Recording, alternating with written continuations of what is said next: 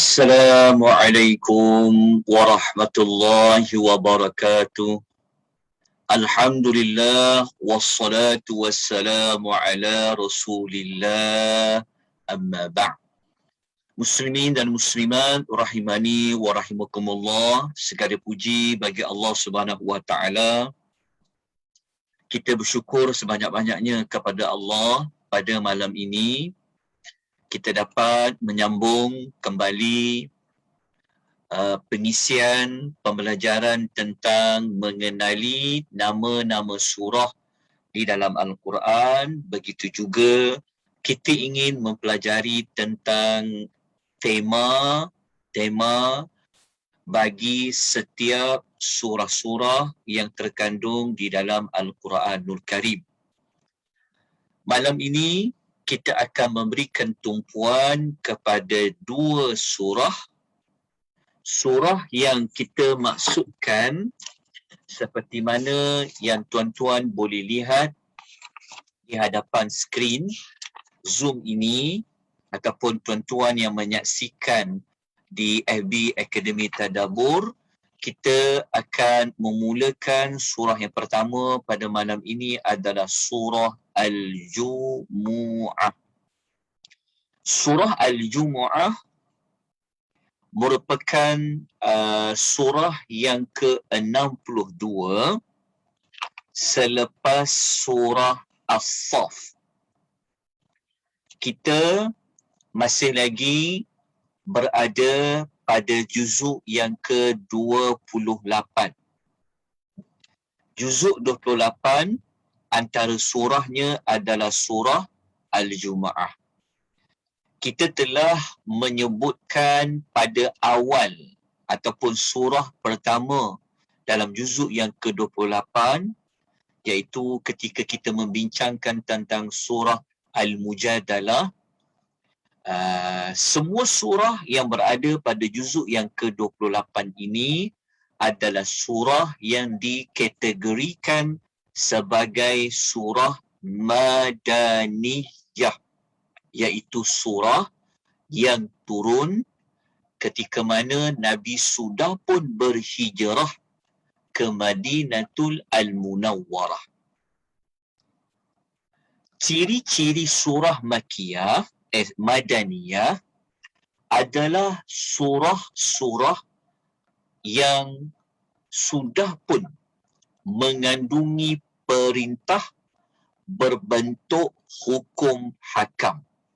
Surah-surah yang turun selepas Nabi berhijrah adalah surah-surah yang mengandungi perintah, mengandungi larangan, yang kesemua itu sebenarnya bertujuan untuk membuktikan keimanan kepada Allah, membuktikan keimanan kepada Rasulullah sallallahu alaihi wasallam.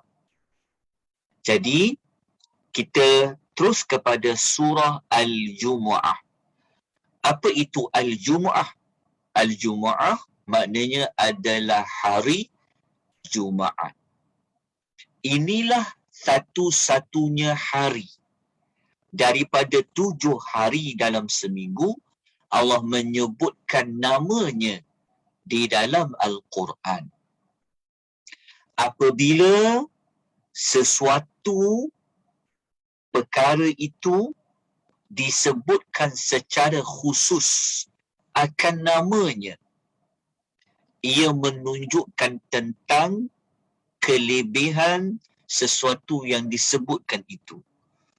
Maknanya hari Jumaat merupakan hari yang sangat mulia berbanding dengan 6 hari yang lain. Macam mana kita tahu? Kerana salah satu maklumatnya ia disebutkan di dalam Al-Quran akan spesifik namanya, iaitu adalah Al-Jumu'ah. Surah ni dia ada 11 ayat sahaja. InsyaAllah malam ni kita akan mencari kenapa dipilih nama Jumaah itu sebagai nama surah. Kita juga akan mencari jawapan tentang apakah tema di sebalik surah Al-Jumu'ah. Kita teruskan kepada sumber bagaimana dapatnya nama Al-Jumu'ah. Ia berada pada ayat yang ke-9 daripada 11 ayat dalam suratul Jumu'ah, akan ditemui pada ayat yang ke-9 perkataan Yaumil Jumu'ah. InsyaAllah sekejap lagi kita akan bincangkan secara ringkas di sebalik hikmah memilih nama hari Jumaat. Kalau kita dah dapat jawapan macam mana hari Jumaat itu diletakkan sebagai nama, sumbernya bagaimana, kita telah sebut ia berada pada ayat yang ke-9. Okay.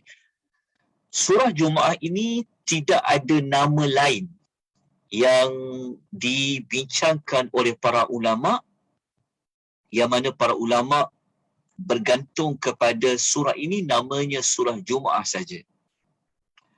Kita lihat pada justifikasi sebab penamaan surah ini sebagai surah Jumaat. Kenapa? Kalau kita merujuk kepada ulasan yang telah dilakukan oleh Profesor Dr. Wabah Al-Zuhaili rahimahullah dalam karya beliau iaitu Tafsir Al-Munir. Dalam surah Taubah, dalam Tafsir Al-Munir, Dr. Wabah Al-Zuhaili telah mengatakan surah ini dinamakan Jumu'ah kerana surah ini mengandungi perintah mengerjakan solat Jumaat. Bukan sekadar mengerjakan solat Jumaat, maknanya memenuhi keperluan pada solat Jumaat. Solat Jumaat ni dia ada khutbah Jumaat. Kemudian dia kena solat 2 rakaat. Okey, ini adalah sebab kenapa surah ini dinamakan dengan surah Jumaat. Okay. Kalau tuan-tuan baca dalam Tafsir Al-Munir, kelebihan Tafsir Al-Munir ini, pengarang ini iaitu Dr. Wahbah Al-Zuhaili, beliau akan ulas terlebih dahulu kenapa surah ni nama sekian. Itu adalah salah satu metodologi dalam Tafsir Al-Munir. Kita terus pergi kepada tema, kemudian kita akan ulas tema ni dengan ayat-ayat yang telah kita paparkan tadi. Okey. Apakah tema di sebalik surah Al-Jumu'ah? Kenapa Allah memilih hari Jumaat itu? Kalau kita baca pada sebab penamaan surah tadi, kita tahu pada hari Jumaat adanya satu solat. Solat apa? Solat Jumaat. Kenapa tak buat hari Khamis? Solat bentuk jemaah macam tu. Kenapa tak buat hari Rabu? Tetapi Allah letakkan hari Jumaat. Jawapannya memang Allah memilih hari Jumaat. Okay. Solat Jumaat ni, solat yang fardu ain bagi setiap orang lelaki untuk mengerjakan secara berjamaah.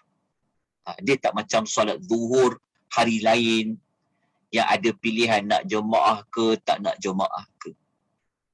Okay. Tetapi solat Jumaat fardu ain bagi setiap individu yang mukallaf lelaki mengerjakan solat Jumaat. Kenapa? Ada rahsia dia. Jadi untuk dapatkan rahsia tu, mari kita tengok dulu kepada tema, lepas tu kita nak kaitkan surah Jumaah ini dengan surah Saf. Kenapa perlu bincang tentang kaitan? Kerana ia terletak selepas surah Saf. Tentu ada kaitan dia. InsyaAllah, sekejap lagi kita akan nyatakan apakah perkaitan surah Saf dengan surah Al-Jumu'ah. Nak tahu perkaitan tu, kena ingat kembali apa tema surah Saf. Sebab apa surah itu dinamakan sebagai Saf? Saf, Saf dalam apa? Dikaitkan dengan jihad. Apa berkaitan dengan surah Jumaah? Okey, start lagi saya sebut. Kita kongsikan. Okey, kita tengok dulu kepada tema tentang surah Jumaah. Tema yang dicadangkan oleh Dr. Ali Hassan Arfan, surah Jumaah ni temanya tentang kemuliaan Nabi sallallahu alaihi wasallam. Kemuliaan Rasul sallallahu alaihi wasallam. Dari sudut apa? Rasulullah ini kita sedia maklum, ia adalah Rasul. Betul? Rasulullah membawa wahyu. Betul? Rasulullah sallallahu alaihi wasallam mempunyai kedudukan yang mulia. Maka tema surah ini adalah kaitan dengan nak sebut tentang kemuliaan Nabi sallallahu alaihi wasallam, yang Nabi itu telah menyeru kepada berpegang teguh kepada petunjuknya dan tidak mengabaikan apa yang Nabi anjurkan, apa yang Nabi nasihatkan, apa yang Nabi sampaikan. Okay, ini adalah tema yang dicadangkan. Okey, kita tengok tema lain dalam kitab lain, dalam kitab Awwalu Marrah At-Tadabbur Quran, menyebutkan bahawa tema dalam surah Al-Jumu'ah ini ialah menjaga, memelihara syiar-syiar dan keistimewaan agama. Syiar apa? Syiar pada hari Jumaat. Syiar yang ada pada hari Jumaat. Syiar tu apa syiar? Syiar ni dia macam lambang. Dia macam simbol. Simbol Islam ni, lambang Islam ini dipanggil syiar. Contohnya apa? Macam azan. Lambang ataupun tanda simbol negara itu Islam. Kita dengar azan dilaungkan secara meluas, contohnya ada panggil syiar. Maka syiar mingguan, setiap minggu tu ada syiarnya. Apa dia? Adalah berhimpun beramai-ramai mengerjakan solat Jumaat. Kita nampak ramai orang Islam. Kalau tak ada hari Jumaat, mungkin kita tak nampak kehebatan orang Islam ni. Kan, sebab masjid tak penuh pun pada jemaah-jemaah yang biasa. Ada masjid yang penuh, tapi kebanyakannya tak ramai. Jadi nak bagi nampak kehebatan orang Islam ni ada pada solat Jumaat dia. Ni kita nak kaitkan nanti dengan kenapa dipilih hari Jumaat tu. Dikaitkan dia dengan solat Jumaat. Kenapa dengan solat Jumaat tu? Dia ada kaitan dengan saf. Dia ada kaitan dengan jihad.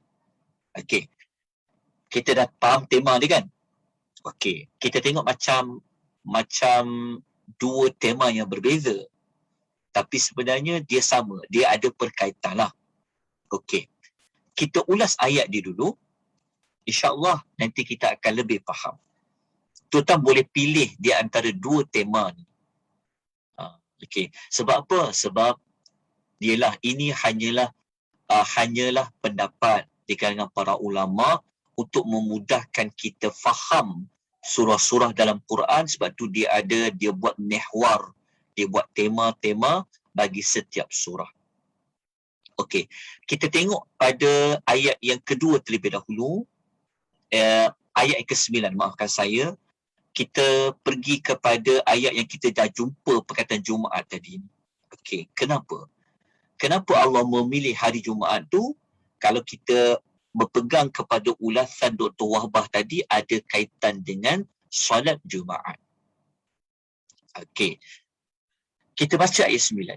A'udzubillahi minasyaitonirrajim.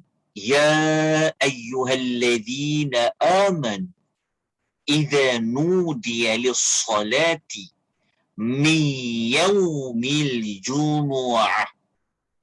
Wahai orang yang beriman, apabila engkau diseru untuk menunaikan solat pada hari Jumaat. Jadi ayat ni kita dapat jawapan secara ringkas, ada apa pada nama surah hari Jumaat? Hari Jumaat itu ada kaitan dengan solat pada hari Jumaat. Kita nak mencari dasarkan kenapa dia pilih hari Jumaat. Kerana pada hari Jumaat itu adanya solat. Yang kita tahu solat tu wajib didirikan secara berjamaah. Ada khutbah dia, wajib dengar. Okey. Kemudian Allah Ta'ala kata, apabila engkau diseru, maksudnya azan, nak panggil solat Jumaat, maka kena buat apa? Fas'au, cepat-cepatlah ila zikrillah, kepada mengingati Allah. Solat merupakan salah satu cara kita ingat pada Allah. Sebab tu bagusnya Allah syariatkan solat 5 waktu kan. Kadang-kadang kita lupa pada Allah. Apabila masuk waktu solat, kita ingat pada Allah. Kan? Masuk lagi solat, ingat pada Allah. Apatah lagi pada hari Jumaat. Kan? Apabila kamu dipanggil untuk mengerjakan solat Jumaat, cepat-cepatlah kamu pergi mengingati Allah. Sebab kita kena pergi masjid. Salah satu rumah Allah masjid, betul tak? Lepas tu pula dengar khutbah, orang memberikan nasihat tentang Allah. Lepas tu pula solat berjamaah, ingat pasal Allah. Lepas tu Allah suruh buat apa? وَذَرُوا الْبَيْعَ, dan tinggalkanlah jual beli. Jual beli urusan dunia. Maknanya Allah Ta'ala kata apa? Fokus tentang Allah tu. Fokus tentang salat Jumaat tu. Tinggallah jual beli. Kemudian Allah mengatakan, kalau kita cepat-cepat pergi menunaikan salat Jumaat untuk mengingati Allah, tinggalkan jual beli, Allah mengatakan, dzalikum khairul lakum in kuntum ta'lamun. Yang demikian itu lebih baik bagi kamu jika kamu mengetahui tentang hikmahnya ada solat Jumaat. Hikmahnya meninggalkan jual beli. Sebab kalau kita bercampur buat amal, contohnya nak berniaga lagi, lepas tu nak dengar khutbah lagi, memang tak dapat nak fokus lah. Sebab tu Allah mengatakan, lebih baik bagi kamu cepat-cepat menunaikan salat Jumaat, ingat pada Allah, tinggalkan jual beli. Dalam makna lebih luas adalah tinggalkan pekerjaan yang kita lakukan, khususnya bagi orang lelaki. Okey. Sebelum kita masuk pada ayat ke-10, tuan-tuan dah faham kan? Maksudnya kita dah dapat maklumat kenapa Allah pilih hari Jumaat. Oh, kerana hari Jumaat ni ada solat Jumaat. Apabila ada solat Jumaat, kena utamakan dulu solat tu, pergi buat berjamaah. Okey. Apakah perkaitan antara surah Jumaah, Al-Jumaah dengan surah Saf? Apa perkaitan dia? Okey. Kalau kita lihat ya, hikmah daripada solat Jumaat. Solat Jumaat ini dia tak boleh buat sendiri-sendiri. Dia wajib berjamaah. Apabila dia buat berjamaah tu berjamaah macam mana? Tentulah berada di dalam apa? Di dalam satu saf. Betul? Berada dalam satu saf. Mengikut imam yang satu. Ada kaitan dengan surah Saf. Betul tak? Maksudnya, dalam surah Saf, kita belajar, Allah menganjurkan, Allah menuntut kepada kita, kalau kita berjihad, kita perlu bersatu hati. Bersatu fikiran kita. Kena ikut peraturan dia. Macam mana nak satukan hati? Macam mana nak bersatu teguh, bercerai roboh? Allah bagi tahu dekat surah sebelah dia, iaitu surah Jumaah. Cara dia, kalau kau nak bersatu hati, kan, tak mengira engkau ni siapa, maka pergilah kamu semua menunaikan solat Jumaat. Nampak tak dia punya perkaitan dia? Tapi ada satu lagi perkaitan dia. Sat lagi, kita akan sebutkan sikit sebanyak. Okey, sekejap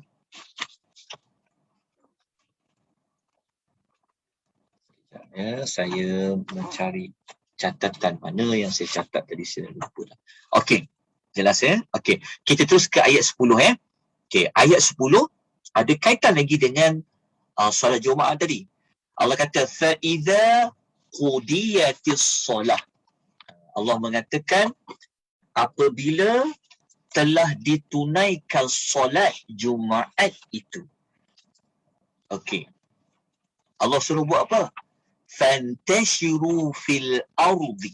Allah kata pergilah bertebaran di muka bumi. Sebab itu tadi sebelum kita dah belajar ayat 9, tinggalkan jual beli, tinggalkan pekerjaan, tinggalkan urusan dunia, fokus. Pergi dengan khutbah, ingat ke Allah. Tapi habis salat Jumaat, kau nak pergi mana? Bertebarlah kau kat muka bumi, kata Allah. Untuk apa? Wabtaghu fi min fadlillah. Dan kau carilah kurniaan Allah. Maknanya, kau nak cari rezeki, kau nak apa dari Allah, kau carilah. Lepas kau solat Jumaat tu, pergilah bertebaran. Carilah kurniaan Allah. Carilah rezeki Allah. Carilah sumber pendapatan kau. Sambunglah balik berniaga. Okey. Jelas? Okey. Lepas tu, dalam masa yang sama Allah mengatakan, وَاذْكُرُوا kathiran la'allakum tuflihun. Dan ingatlah kamu semua banyak-banyak pada Allah supaya kamu sentiasa berada dalam kejayaan. Okey, jelas? Tak ayat 10. Okey.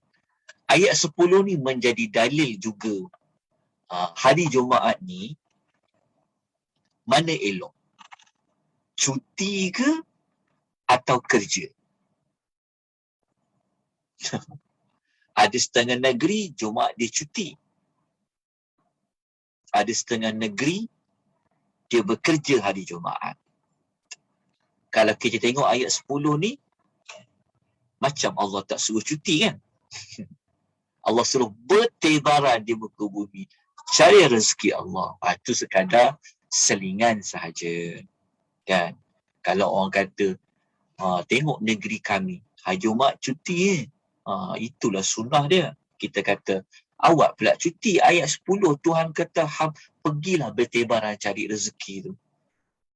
Kan? Okey. Saja je seringanlah. Okey, ayat nombor 11.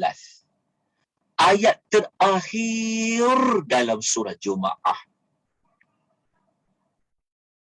Ayat terakhir ni, dia ada berkaitan, dia akan menampakkan lagi tema surah yang kita bincangkan tadi tu. Okey. Ayat terakhir ni ada kaitan juga dengan salat Jumaat tadi. Okey. Ayat terakhir ni Allah bagi tahu. Ayat 11. Wa idza ra'au tijaratan, dan apabila mereka melihat ada satu perniagaan, aulah wanin faddu, ataupun permainan, mereka apa? Wataraku kaqaima, mereka bubar untuk menuju kepadanya. Okey. Kenapa? Kita baca dekat ayat sampai hujung. Okey. Lepas tu, mereka tinggalkan kamu yang sedang berdiri. Okey. Siapa kamu tu? Okey. Dia macam ni. Masa mula-mula dulu, sebelum turunnya surah Jumaat ni, ada kaitan dengan orang Islam.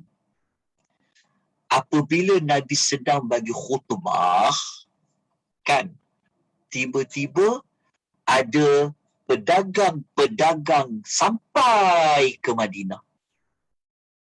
Maka orang Islam buat apa? Mereka tinggalkan Nabi sedang menyampaikan khutbah tadi. Itu yang kata mereka bubar tadi. Mereka pergi mana?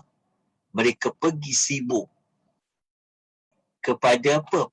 Orang yang datang berdagang. Kan? Sebab zaman dulu susah nak tunggu orang datang berdagang. Macam kita sekarang duduk je kat rumah, tekan je Shopee tu. Nak tekan nak cari barang apa? Tak terkejar-kejar. Kan? Online je. Zaman dulu, mereka macam tu. Kan? Kesian dekat Nabi. Nabi sedang membaca khutbah. Okay. Lepas tu, Allah Ta'ala turunkan surah Jumaat ini dengan Allah memberikan teguran. Allah kata, Qul, katakanlah kepada mereka, ma'indallahi khairun minallah wa minat tijarah. Allah bagi tahu, Allah didik orang Islam ketika itu, ketika turun surah Jumaah, tegur kat mereka tu. Mereka yang melarikan diri daripada fokus mendengar khutbah. Mereka pergi kejar, utamakan perniagaan itu, kata Allah. Apa yang ada di sisi Allah tu lebih baik daripada permainan dan juga perniagaan. Maknanya, dengar khutbah tu, dengar Nabi nak cakap apa tu, ingat pada Allah hari Jumaat tu, fokus. Ia lebih baik daripada perniagaan yang kau duk sibuk-sibuk kejar nak tengok niaga apa, jual apa, ada barang apa. Kata Allah, itu lebih baik. Lepas tu Allah mengatakan di hujungnya, wallahu khairur raziqin. Allah sebaik-baik pemberi rezeki. Allah sebaik-baik pemberi rezeki. Okey, jelas tak tentang ayat ni? Okey. Daripada kisah ayat 11 ni, dia ada kaitan dengan tema tadi. Tengok balik tema. Tema yang dicadangkan tadi kan kemuliaan Nabi Muhammad sallallahu alaihi wasallam. Nabi kan sedang bagi khutbah. Nabi kan sedang bagi nasihat kepada kamu. Kan ini kita ambil ayat pada penghujung dia. Kamu janganlah abaikan Nabi. Kamu tinggal Nabi, sedangkan Nabi cakap tu adalah wahyu. Nabi cakap dari Allah. Nabi bernasihat itu adalah dari Allah. Kamu sanggup tinggalkan dia memberikan khutbah? Kamu pergi kejar kepada perniagaan tadi. Jadi daripada ayat-ayat tadilah, para ulama mereka mengeluarkan tema dia. Bukan tema keluar dulu, baru ayat. Sebenarnya ayat dulu, baru tema. Okey. Jadi tidak mengabaikan Nabi. Lepas tu, macam mana kita nak kukuhkan kemuliaan Nabi ni? Okey, kita kena tengok ayat yang awal-awal dalam surah Jumaah. Kita tengok ayat nombor 2. Ayat nombor 2 ni dia jadi pembuka kepada surah Jumaah. Kalau kita pergi dekat penutup, kan ayat 11 kan? Ni ayat 11 surah Jumaah. Ayat penutup ni kan cerita tentang jangan abaikan Nabi. Jangan sibuk-sibuk sangat nak tengok barang apa yang dijual. Contoh. Kan? Tidak mengabaikan Nabi. Sebab itu, dekat dalam tema ni dia ada perkataan apa? Tidak mengabaikan Rasulullah sallallahu alaihi wasallam. Macam mana nak kukuhkan maklumat ni juga? Jom kita tengok pada ayat yang awal-awal ni. Kejap Allah, saya tertutup pula. Okey, kita tengok pada ni. Kejap tengok pada ayat nombor 2. Ayat nombor 2 surah Jumaah. Kita belum baca lagi lah sebab kita terus pergi ayat 9. Sebab ayat 9 tu dia ada kaitan dengan nama hari Jumaat tu. Tapi kalau kita nak faham tema tu lagi, kita tengok keseluruhan ayat lah. Kita tengok ayat 2. Ayat 2 kalau kita baca, sebelum kita jumpa isu tentang hari Jumaat, salat Jumaat tadi kan, ayat 9 kan. Ayat 2 ni Allah Ta'ala cerita tentang kemuliaan Nabi sallallahu alaihi wasallam. Allah Ta'ala cerita tentang Nabi sallallahu alaihi wasallam. Jadi Allah kata, huwallazi ba'atha fil ummiyina rasulan minhum. Allah kata, dialah yang telah mengutuskan kepada kaum yang buta huruf. Orang Arab ramai yang buta huruf. Dia panggil ummi. Allah Ta'ala telah hantar kepada kaum yang buta huruf seorang rasul di antara mereka. Kan kita tahu Nabi Muhammad SAW ni adalah orang Mekah tu sendiri. Allah lantik Nabi Muhammad tu sebagai seorang rasul kepada kaum yang buta huruf. Yang rasul ni sendiri Allah Ta'ala datangkan untuk apa? Yaslu alaihim ayatihi. Yang membacakan ayat-ayat Allah kepada mereka. Rasul ni juga buat apa? Wa yuzakkihim. Mensucikan mereka. Membersihkan mereka daripada dosa-dosa kesyirikan. Lepas tu, Rasul ni lagi buat apa? Wa yu'allimuhumul kitaba wal hikmata. Dan mengajarkan mereka tu dengan kitab dan hikmah. Hikmah di sini salah satu maksudnya adalah hadis-hadis Nabi as-sunnah. Kan? Wa in kanu min qablu lafi dhalalin mubin. Dan sesungguhnya mereka sebelumnya apa? Sebelum Nabi Muhammad SAW Allah lantik jadi Rasul, mereka orang-orang di Mekah itu benar-benar dalam kesesatan yang nyata. Memang sesat, nampak terang-terang sesat. Mereka pergi menyembah lain daripada Allah. Sesat nyata. Tetapi setelah Allah Ta'ala hantar seorang Rasul, Rasul itulah yang keluarkan mereka daripada kesesatan. Caranya macam mana? Bacakan ayat-ayat Quran, bersihkan mereka dosa dari dosa-dosa besar mereka, ajarkan kitab dan juga hikmah.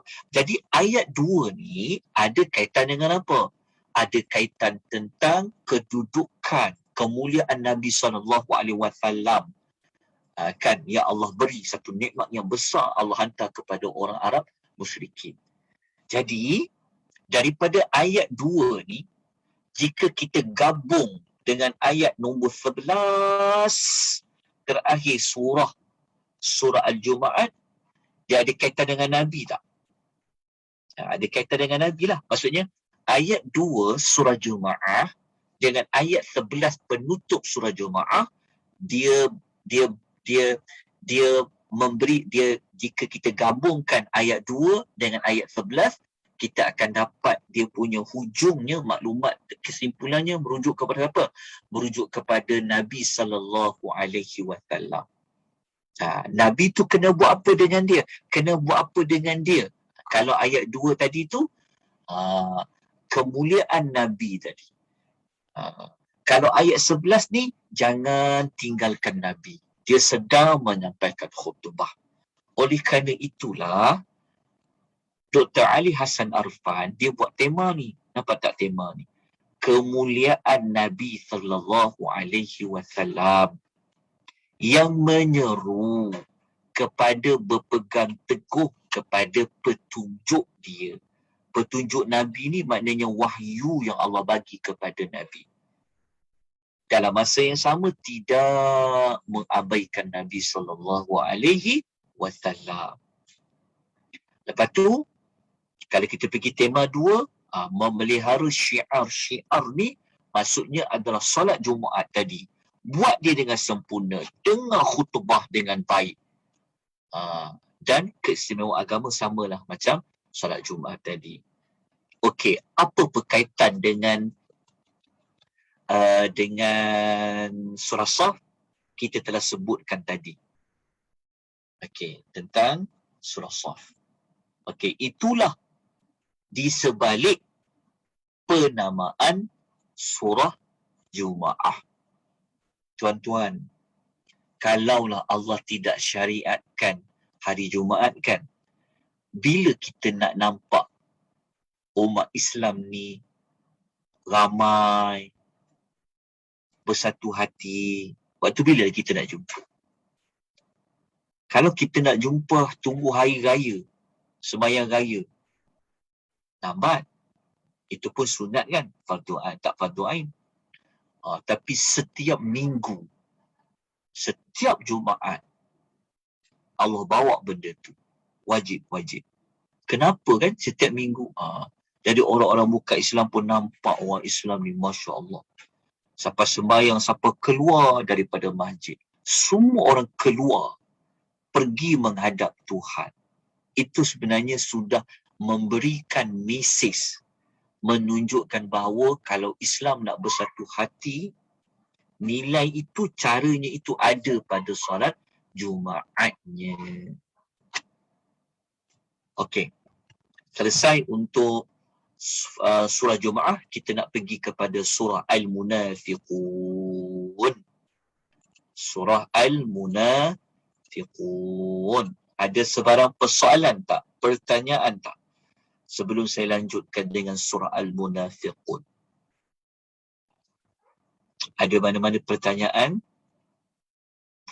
Boleh dengar suara saya dengan baik? Boleh, Ustaz. Alhamdulillah. Ingatkan dah tinggalkan saya tadi macam ayat 11 tu. Tapi Alhamdulillah. Okey. Jelas ya? Okey. Kita pergi kepada surah Al-Munafiqun. Apa kaitan surah Al-Munafiqun dengan salat Jumaat tadi? Dengan surah Jumaat tadi? Dengan Shaf tadi? Surah Shaf. Ada berkaitan dia. Lagi saya akan sebutkan. Tapi kita sebut dulu awal-awal lah. Okey. Apa makna Al-Munafiqun? Al-Munafiqun maknanya orang munafik yang sentiasa berada dalam kemunafiqan. Perbuatan nifaq. Orang yang ada sifat nifaq, dia digelar Al-Munafiqun. Al-Munafiqun ni tuan-tuan, dia adalah kata nama. Kata nama. Kata nama pelaku kepada perbuatan nifaq. Orang yang buat perbuatan nifaq, dia digelar munafiq. Okey, jelas. Maknanya, Al-Munafiq ni adalah satu gelaran yang akan dipakai sampailah bila-bila kepada orang yang ada sifat nifaq. Okey, kita jelas tentang apa makna munafiqun, orang munafik. Okey, orang munafik ni walaupun kita tak masuk lagi pada ayat dia, kita sedia maklumkan orang munafik ni apa dalam bahasa kita. Dalam bahasa kita orang munafik ni apa? Gunting dalam lipatan ya. Wallahu a'lam. Betul tak kata-kata tu? Orang munafik ni mulut dia kata lain tapi hatinya lain. Apa kaitan dengan Jumaat? Apa kaitan dengan surah Shaf? Munafik ni adalah manusia yang boleh memecah belahkan orang Islam yang sudah bersatu hati, yang buat solat Jumaat tiap-tiap minggu tadi kan, bersatu hati dengan khutbah kan. Tiba-tiba boleh dipecahkan kesatuan yang ada pada solat Jumaat tadi apabila ada di kalangan orang Islam itu adalah al-munafiq. Nampak tak? Orang munafik ni, mereka inilah yang susah untuk berada di dalam saf dalam berjihad. Mereka memang tak sekepala. Mereka memang mereka tak suka bersama-sama dengan orang Islam untuk mengobarkan nyawa, mengobarkan tenaga RM2 untuk menangkan Islam seperti mana dalam surah Shaf. Nampak tak perkaitan dia? Okey. Kita tengok di mana diambilnya nama al-munafiqun itu. Jawapannya diambil pada ayat pertama dalam surah al-munafiqun. Surah al-munafiqun ni dia sama macam surah Jumaat, 11 ayat sahaja.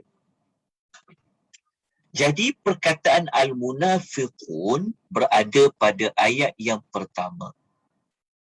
Okey. Ayatnya berbunyi a'udzubillahi minasyaitonirrajim, bismillahirrahmanirrahim. Idza ja'akal munafiqun. Cuba perkataan munafiqun. Idza ja'akal munafiquna qalu nashhadu innaka la rasulullah. Apabila orang-orang munafik mereka datang kepada engkau, mereka akan berkata, kami mengaku bahawa sesungguhnya kamu ini benar-benar Rasul Allah. Orang munafik ni, Allah kata mereka mengaku. Kami mengaku ni, kami tu merujuk kepada orang munafik. Orang munafik ni, kalau dia jumpa Nabi depan-depan, beria-ria dia cakap, kami mengaku engkau adalah utusan Allah. Mereka cakap dengan mulut dia, mengakui. Benar-benar mereka mengatakan, sungguh-sungguh dia kata tu, engkau memanglah Rasul Allah. Seolah-olah mereka nak mengatakan, mereka beriman bahawa Nabi Muhammad ni memang pesuruh Allah. Okey, Allah Ta'ala kritik. Allah bagi komentar tentang pengakuan orang munafik tadi tu. Allah kata apa? Wallahu ya'lamu innaka la rasuluh. Dan Allah sentiasa mengetahui bahawa sesungguhnya kamu memang benar-benar Rasulnya. Wallahu yashhadu innal munafiqina lakadzibun. Dan Allah juga sentiasa mengetahui, menyaksikan bahawa sesungguhnya orang munafik itu benar-benar orang pendusta.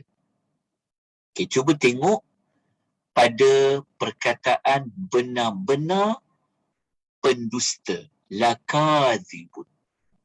Kan, kalau kita baca ayat awal-awal, potongan awal, orang munafik ni, dia jumpa Nabi depan-depan, mereka mengaku bahawa mereka mengaku beriman bahawa Muhammad ni memang adalah pesuruh Allah, Rasulullah.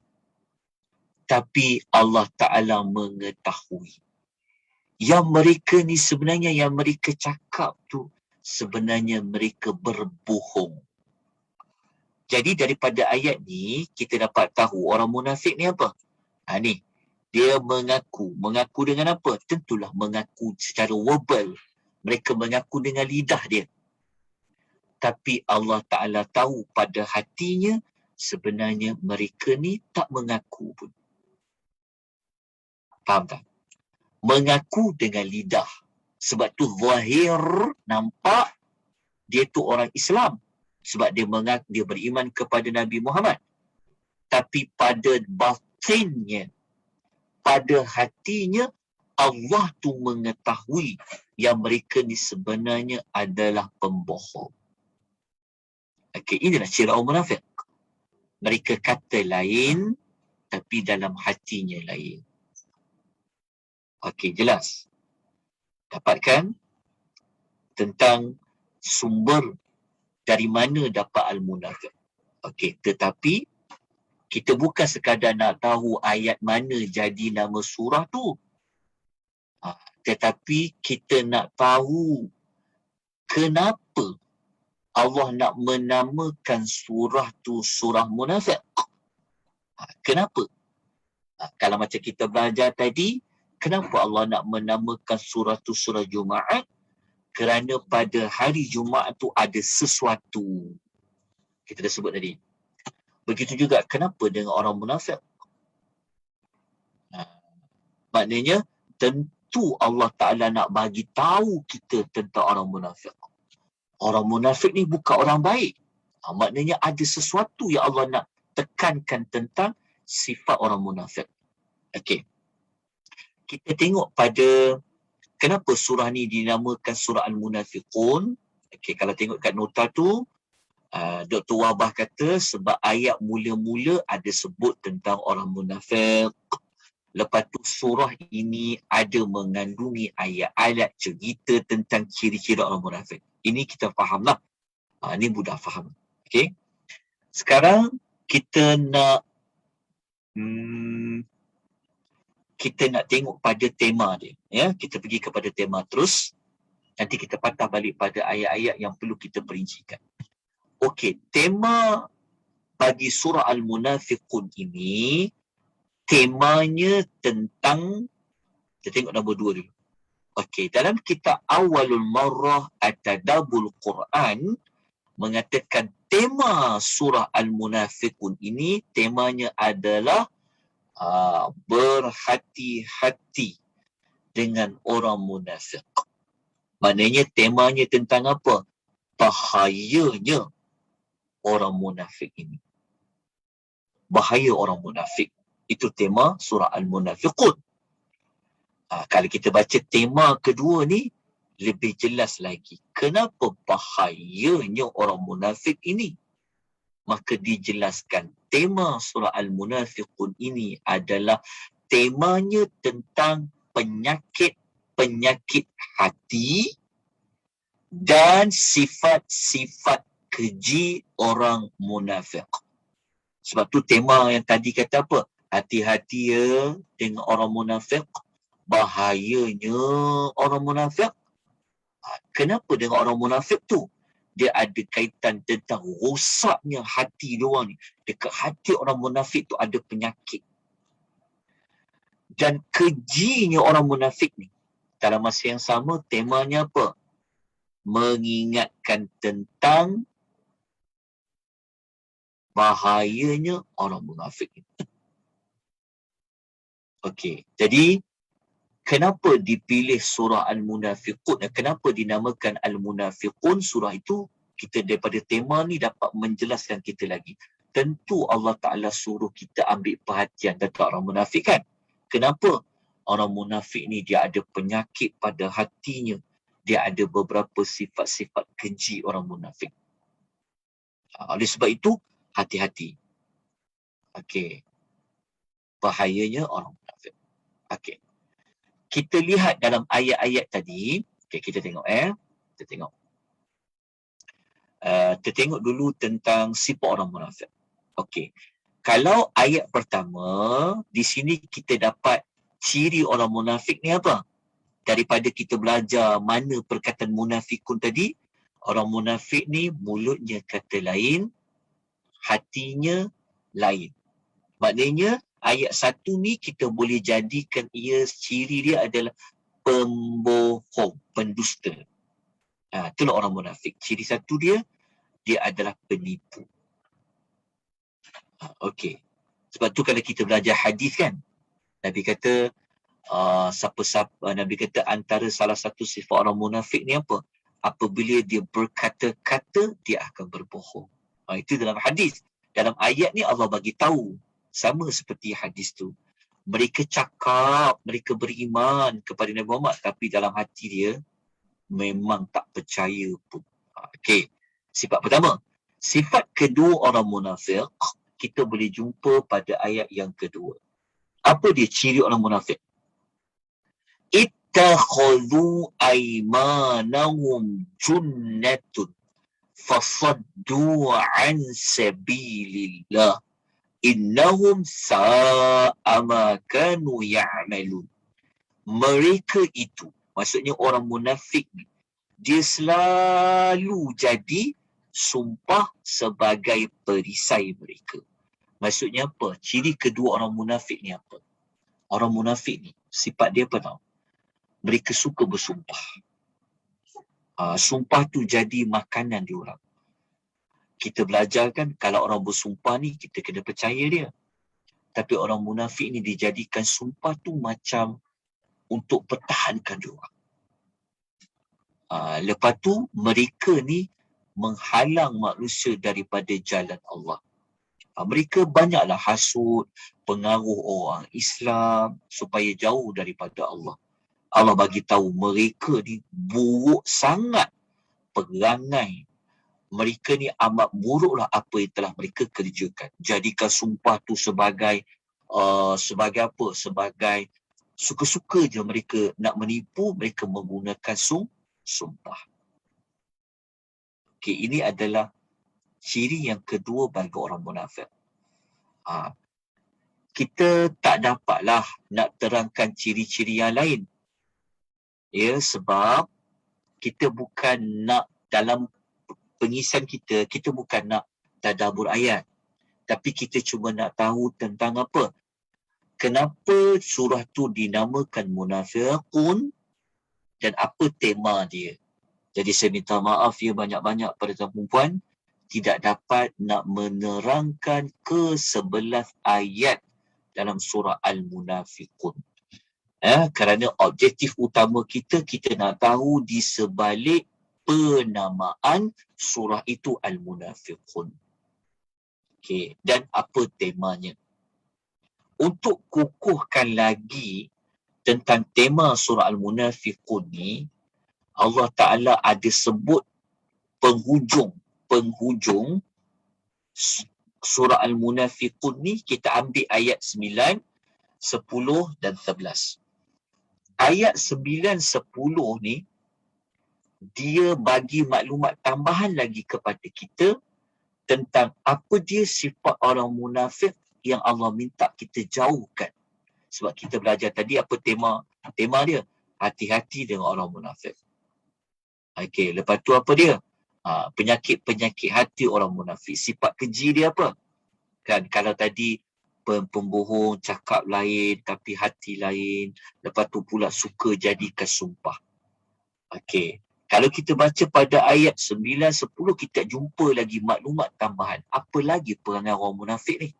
Apa lagi sikap keji diorang ni? Kita baca ayat nombor 9. Kita dapat jawapan. Ayat nombor 9 ni, orang munafik ni, mereka ni memang selalu lalai daripada ingat Allah. Lalai dari sudut apa? Dia tengok Allah pesan, Ya ayyuhalladzina amanu la tulhikum amwalukum wala auladukum an zikrillah. Wahai orang-orang beriman, janganlah harta engkau, anak-anak engkau menyebabkan engkau lalai dari ingat Allah. Orang munafik ni banyak perangai dia menyebabkan dia ni lalai dalam mengingati Allah. Contohnya kalau dia semayang kan, kita dah belajar dah. Orang munafik ni kalau dia semayang, main-main je dia semayang. Cepat-cepat je nak habis semayang. Lepas tu sembahyang ni bukan kerana nak agungkan Allah, tapi nak menunjuk baik mereka. Jadi daripada ayat ni Allah kata, wahai orang beriman. Maknanya ayat ni juga dalam masa yang sama Tuhan kata, korang jangan jadilah macam orang munafik tu. Orang munafik ni mereka sentiasa lalai dari mengingati Allah. Lalai dengan apa? Sibuk dengan urusan dunianya. Tentang apa? Tentang harta dia, tentang anak-anak dia. Lepas tu Tuhan pesan, وَمَنْ يَفْعَلْ ذَلِكَ فَأُولَئِكَ هُمُ الْخَاسِرُونَ. Siapa-siapa yang ada perangai macam tu, maksudnya apa? Dia lupa nak ingat Allah disebabkan sibuk dengan harta dia, sibuk dengan anak-anak dia. Tuhan kata apa? Maka mereka itu adalah orang-orang yang rugi, kata Allah. Okey, jadi kenapa Allah pesan macam ni? Maknanya secara tidak langsung, okey, lagi saya akan ulang soalan tu. Okey, jadi secara tidak langsung, ayat ni bagi tahu dekat kita perangai orang munafik tu apa. Walaupun kita tak jumpa pun perkataan munafik dekat ayat 9, tapi ayat ni kan duduk dalam surah Munafiqun. Jadi antara sifat orang munafik yang lain apa ni? Mereka lalai daripada mengingati Allah. Macam mana? Mereka sayang sangat pada harta dan anak-anak mereka. Okey. Kita sambung lagi. Ayat nombor 10. Okey, ayat nombor 10, Allah Ta'ala cakap kepada orang beriman dari sudut apa? وَأَنْفِقُوا مِمَّا رَزَقْنَاكُمْ مِنْ قَبْلِ أَنْ يَأْتِيَ أَحَدَكُمُ الْمَوْتِ. Dan belanjakanlah, infakkanlah, sedekahkanlah sebahagian dari apa yang telah kami berikan kepada engkau sebelum datangnya mati kepada salah seorang di antara kamu, lalu dia berkata. Maksudnya Allah Ta'ala kata ke orang beriman. Kalau ayat 9 tadi, korang semua jangan sampai lupa Allah disebabkan harta, disebabkan anak-anak. Lepas tu Allah pesan apa? Masa hidup ni nyawa masih ada, infakkanlah harta tu, sedekahkanlah dia, belanjakanlah dia. Kalau korang tak nak belanja, kalau korang ada penyakit bakhil, nanti waktu korang mati, barulah korang minta pada Allah nanti apa? Janganlah matikan kami lagi, kan? Bagilah kami ni lewat sikit mati supaya apa? Fa'afaddaqa, supaya kami dapat bersedekah dan kami menjadi orang yang soleh. Jadi ayat 10 ni sebenarnya juga nak menunjukkan sifat orang munafik. Orang munafik ni mereka bakhil. Mereka sangat sayang dengan harta mereka, tak nak keluarkan, tak nak infak, tak nak sedekah. Jadi Allah pesanlah kepada orang beriman, masa hidup ada, janganlah bakhil, keluarkanlah, infakkanlah harta tadi tu. Okey, kalau tidak, kau akan menyesal nanti waktu nak mati. Okey, jelas. Kita tengok ayat terakhir sekali surah Al-Munafiqun ni. Allah nak tutup surah Al-Munafiqun ni pasal apa?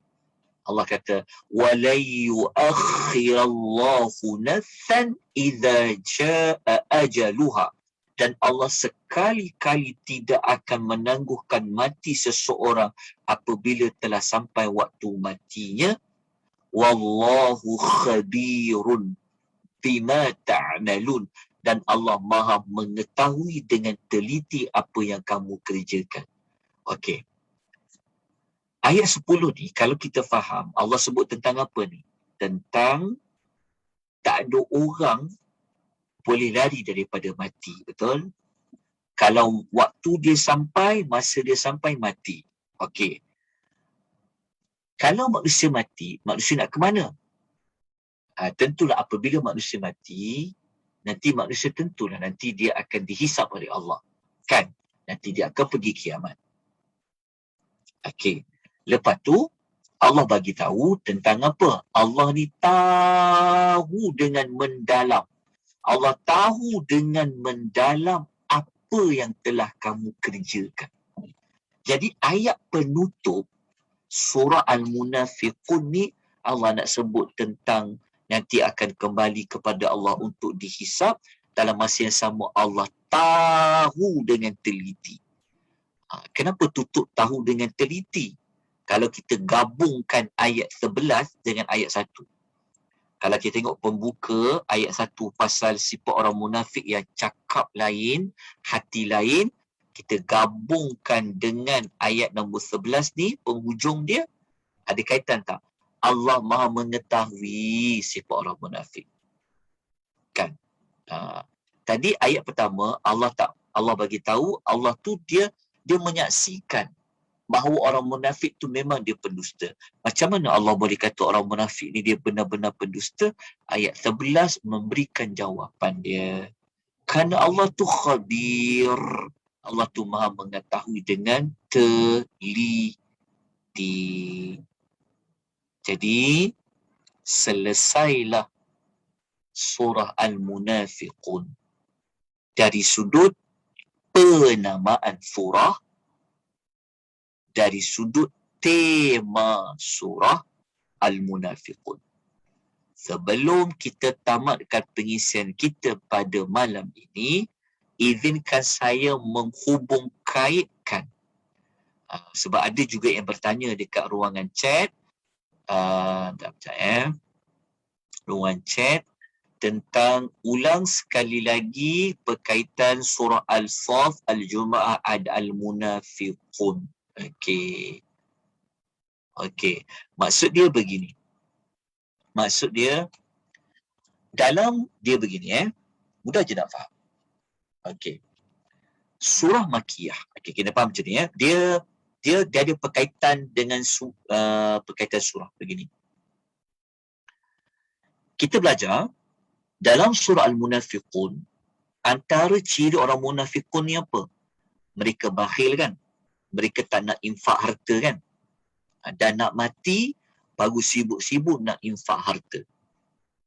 Lepas tu mereka lalai dari ingat Allah sebab apa? Sebab sibuk dengan harta benda.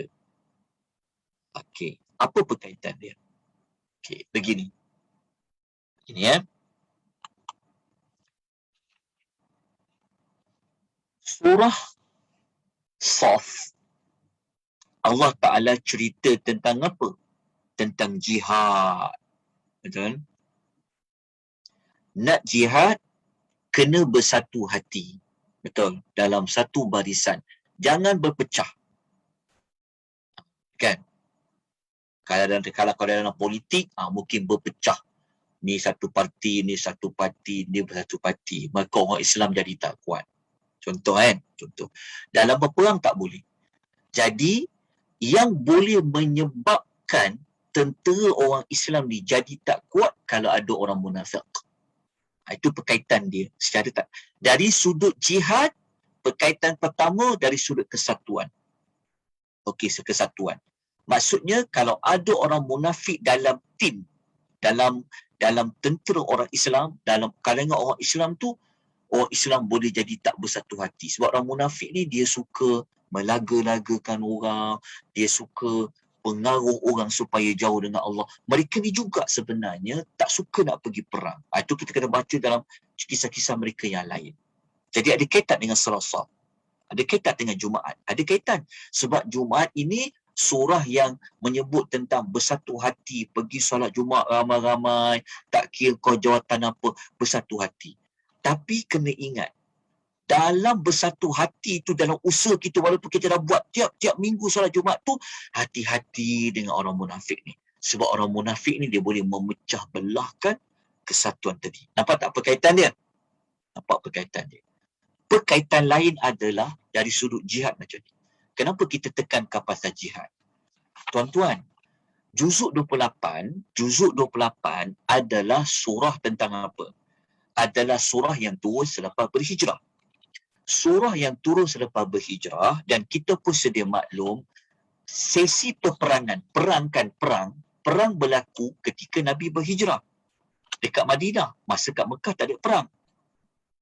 Dekat Mekah isu pasal nak betulkan akidah je. Betulkan akidah. Mereka nak mantapkan akidah. Tapi dekat Mekah, mereka dah kena berperang. Kalau nak berperang ni, bukan calang-calang orang yang berani korbankan nyawa, yang berani korbankan harta benda. Perlukan orang yang kuat iman dia. Jadi kalau nak menang perang, tentulah ada kaitan dengan kesatuan tadi, soft tadi. Nampak tak macam mana nak bentukkan kesatuan? Latihan dia tiap-tiap minggu, hari Jumaat.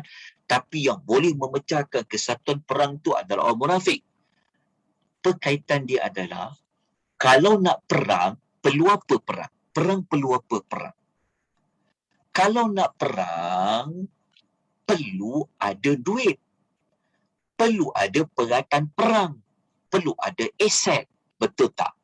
Jadi kalau nak perang, tak ada senjata, macam mana nak perang? Walaupun kita ada tentera ramai, tapi kalau tak cukup peralatan, mungkin tak boleh juga. Sebab nak menang, kena ada asbab dia. Betul tak? Walaupun kita macam mana kita nak bunuh musuh? Takkan kita hantar tak ada pedang? Kan? Orang naik kuda, kita tak ada kuda nak kejar musuh. Jadi nak mencukupkan alat perang, kelengkapan perang, perlukan wang. Perlukan wang ringgit. Jadi apa berkaitan dengan surah Munafik dengan Jumaat tadi? Ingat tak?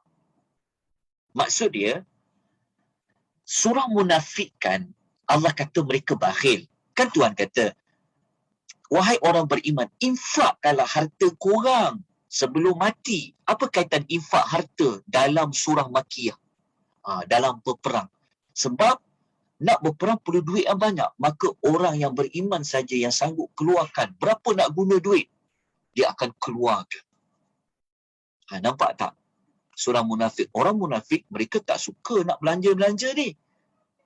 Okey, tambah lagi dalam peperangan. Okey, sebab mereka takut mati. Mereka tak nak pergi perang. Okey. Apa kaitan dengan Jumaat pula? Surah Jumaat pun sebenarnya kaitan dengan harta. Ingat tak tadi kita baca yang kaitan tentang, ya Allah kata ayat hujung sekali. Tuhan kata apa? Allah tu kan sebaik-baik harta, sebaik-baik pemberi rezeki kaitan dengan harta. Nampak tak? Okey. Lepas tu pula, okey, perkaitan dia. Kalau tuan-tuan nak lebih jelas lagi, ingat mudah je. Surah Juzuk 28 ni, dia ada kaitan dengan jihad, infak. Jihad, infak. Jihad, infak. Itu dia punya perkaitan dia. Kalau kita patah balik semula lah, kita pergi surah Al-Mujadalah. Al-Mujadilah tu, dia ada kaitan dengan jihad. Surah Al-Hashri. Surah Al-Hashri kan,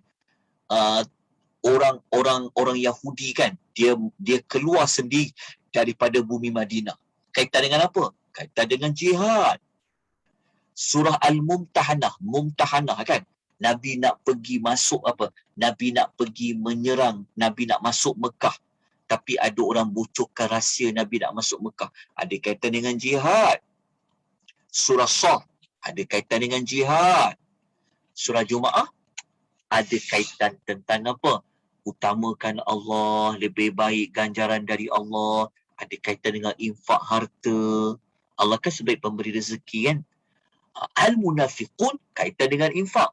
Nanti kita belajar minggu depan surah At-Taghabun, surah At-Talaq, pasal infak.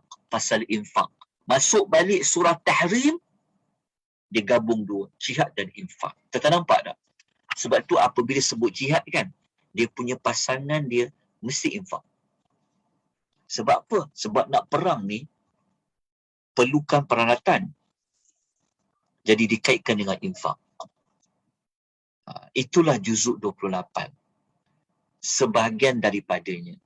Sebab kalau dia masuk fasa, sebab apabila dia masuk fasa surah tu turun lepas hijrah, surah lepas hijrah ni bukan surah lepas hijrah ni surah yang dah kena buktikan.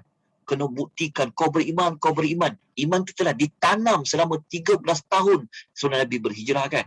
Masuk dekat Mekah, buktikan iman kau. Kau kena puasa, kau kena jihad, kau kena keluarkan zakat. Begitulah suasana ketika Nabi berada di bumi Madinah, surah Madaniyah. Itulah jawapan dia, Kak, yang saya boleh ulaskan daripada pertanyaan tadi. Okey.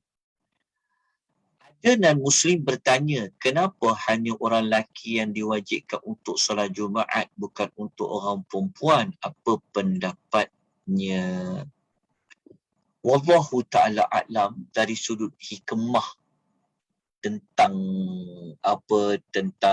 solat Jumaat ni, kan, sebab zaman dulu ni memang solat berjamaah ditekankan kepada orang lelaki. Orang perempuan elok dia sembahyang bersendirian, itu lebih afdal. Nak keluar masjid kan zaman dulu gelap, bahaya dan sebagainya, tak macam orang lelaki. Dengan keberanian orang lelaki boleh jaga diri, elakkan dari mudah jauh daripada fitnah, tak seperti orang perempuan. Itu di antara hikmah ni jugalah. Wallahu ta'ala a'lam. Lepas tu soalan lain, ada yang tanya apa dekat chat tu. Adakah salah orang berjual beli di luar masjid semasa hari Jumaat? Yang inilah ada isu. Kalau lelaki, inilah yang merosakkan hikmah solat Jumaat. Kalau bukan tuan-tuan, masjid KL ni kan, itulah saya pun kalau kita nak kata tak berniaga, kesian pula pada orang berniaga.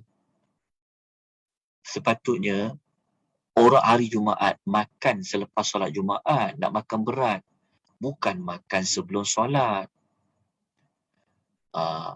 Cukup alas perut cukup. Lepas tu nak dengar khutbah tapi dah kenyang makan sebelum solat. Tu dengar khutbah pula macam khutbah pula baca teks, tertidur semua orang ketika solat Jumaat tu. Tapi dia ada perbincangan lah di kalangan pada fuqaha tentang macam mana berniaga hari Jumaat tu semasa solat Jumaat, bukan hari Jumaat lah, semasa solat Jumaat tu. Kalau kita baca ayat tadi, Allah suruh tinggalkan. Tapi sayanglah masjid, orang berniaga depan masjid kan. Orang nak cari rezeki tapi tak jaga adab, tak faham. Sepatutnya hari Jumaat, peniaga-peniaga, maksudnya paling lewat pun waktu dah dekat azan tu, kalau boleh jangan jual lah. Tapi waktu tu lah orang ramai. Tapi saya minta maaf, saya tak dapat nak cerita hukum. Saya tak dapat nak cerita hukum adakah haram melakukan akad jual beli ketika solat Jumaat. Kalau pergi kat Masjid Negara tu, belakang tu ramai orang berniaga. Orang perempuan kan dia tak pergi solat Jumaat. Dia pergi apa? Dia pergi shopping lah. Tapi adakah kita orang perempuan, dia tak termasuk dalam arahan untuk pergi bersegera solat Jumaat tu? Kan? Kalau mereka melakukan akad jual beli macam mana? Itu perlu lihat kepada fatwa-fatwa ulasan di kalangan para ulama. Wallahu ta'ala a'lam. Kena tengok. Kalau kita sempat tengok dekat dalam ni, kejap ya, tengok dalam fatwa jual beli hari Jumaat. Ada fatwa dia. Okey ni. Kejap saya minta tolong rakan-rakan kongsikan. Kejap tak keluar pula dia punya fatwa. Ada dekat dalam okey, keluar pun, alhamdulillah. Okey ni. Kejap Tuan-tuan tengok not yang saya papan ni. Sekejap saya bukakan satu lagi lama dia punya ni. Sekejap Saya buka satu lagi sekejap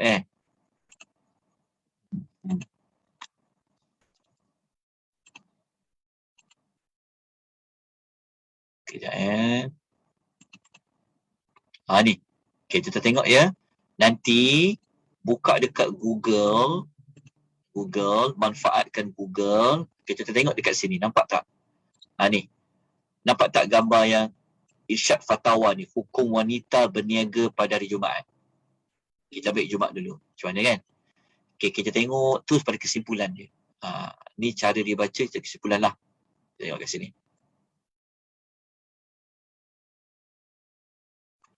Kita tengok belakang sekali. Ni. Dekat kesimpulan tengok kesimpulan. Nampak tak? Nampak tak yang saya tunjukkan ni? Nampak ke tak nampak? Nampak, Ustaz. Okey, kalau boleh ambil artikel ni. Kejap, saya kongsikan link dia dekat dalam chat. Okey, nanti print artikel ni. Sebab dia bagi jawapan dia. Kejap, saya copy paste satu lagi. Mana pula lah yang tadi ni. Hilang pula dia. Kejap ni jawapan dia macam ni. Kita kesimpulan dia kata, disimpulkan di sini bahawa urusan jual beli bagi golongan yang tidak diwajibkan solat Jumaat ataupun golongan wanita adalah diharuskan semasa solat Jumaat sekiranya sesama mereka sahaja atau golongan yang tidak wajib menunaikan fardu Jumaat seperti bermusafir dan kanak-kanak. Makna dia orang perempuan tak wajib pergi solat Jumaat. Maka dia bolehlah keluar nak pergi membeli atau menjual. Namun sekiranya wanita tersebut melakukan jual beli dengan orang lelaki Islam pada waktu khatib duduk di atas mimbar dan ketika azan kedua dikumandangkan, maka haram hukumnya walaupun hukum jual beli itu sah. Dan ia merupakan tolong-menolong di antara perkara kemungkaran. Kita faham tak? Kalau baca kat sini. Maknanya kalau tuan-tuan dan puan pergi membeli belah, tiba-tiba ada orang lelaki yang jual, orang tu wajib pergi solat Jumaat, kita jangan beli. Ada tak? Biasa tak? Berniaga. Kalau dia bukan Islam tak apa. Tapi kalau di Islam, nampak tak?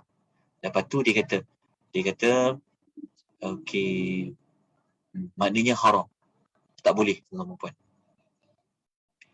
Dia kata, dalam fatwa, wilayah kata, berjual beli di perkarangan masjid ketika azan hari Jumaat diputuskan bahawa diharamkan melakukan sebarang itu beli ketika khatib dan khutbah. Jawapan kalau puan tanya tadi tu. Jangan beli ya. Orang perempuan, banyak waktu lapang Kalau yang peniaga tu Muslim, lelaki, jangan beli. Dia termasuk seperti membantu orang tu melakukan kemungkaran. Okey, kita tengok dekat satu lagi dekat ni. Dekat waktu larangan jual beli pada hari Jumaat. Saya letakkan dekat chat tu, ambil dekat chat tu print.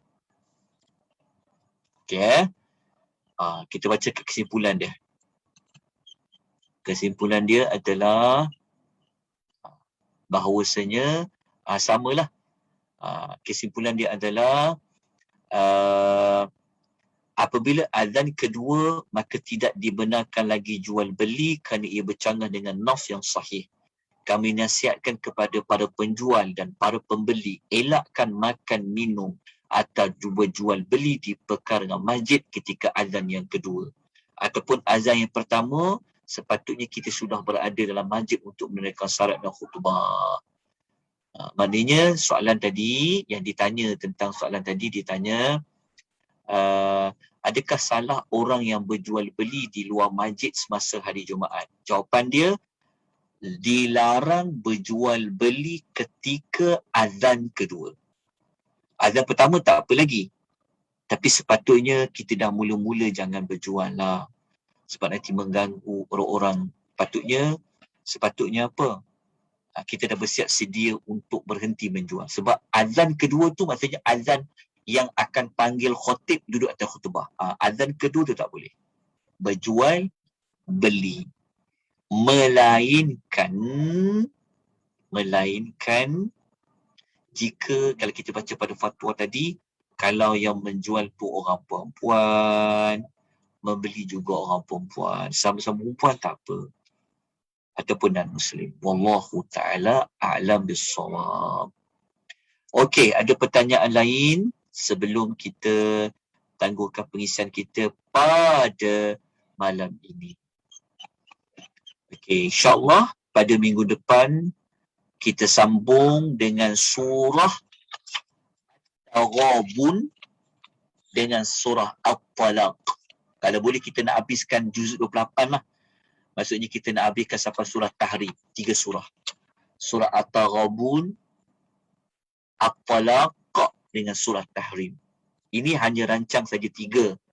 Tapi bergantung kepada huraian lah. Paling kurang kita buat 2 surah. Kalau ada waktu lagi, kita buat sampai 3 surah. At-Taghabun, At-Talaq dengan surah At-Tahrim. Habislah juzuk 28. Target kita, sasaran kita pada minggu depan, insyaAllah. Jadi, terima kasih kepada semua ya atas kesudian tuan-tuan dan puan mengikuti perbincangan kelas kita pada malam ni. Buat tuan-tuan dan puan ya, kelas-kelas anjuran Akademi Tadabbur, dia tak ada cuti.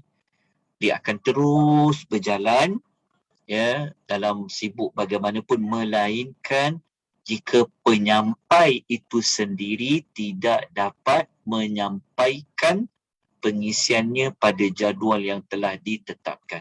Jadi kalau tuan-tuan nak tahu jadual batal, saya minta tuan-tuan tengok maklumat tu di Telegram. Boleh ikuti Telegram Akademi Tadabbur, nanti kat situ akan dapat maklumat tentang penangguhan kelas. Ataupun boleh juga dapati maklumat penangguhan kelas tu di FB Akademi Tadabbur. Ya, okey. Kalau ada kelapangan pada esok pagi, dijemput mengikuti siri Tadabbur surah Al-Kahfi. Besok Tadabbur suratul Kahfi untuk siri yang ke-20. InsyaAllah. Besok kalau tuan-tuan ada kelapangan nak mengikuti Tadabbur surah Al-Kahfi siri 20, dijemput pada jam 10.30 pagi. 2 saluran. Di FB pun boleh, di Zoom pun boleh. Kalau tak sempat nak tengok, tak apa ya. Boleh tengok secara rakaman di FB Akademi Tadabbur Malaysia. Itu saja yang saya nak maklumkan. Jazakumullahu khairan katsira. Aqulu qouli hadza wa astaghfirullahal azim wa billahi taufiq wal hidayah. Wassalamu alaikum warahmatullahi wabarakatuh.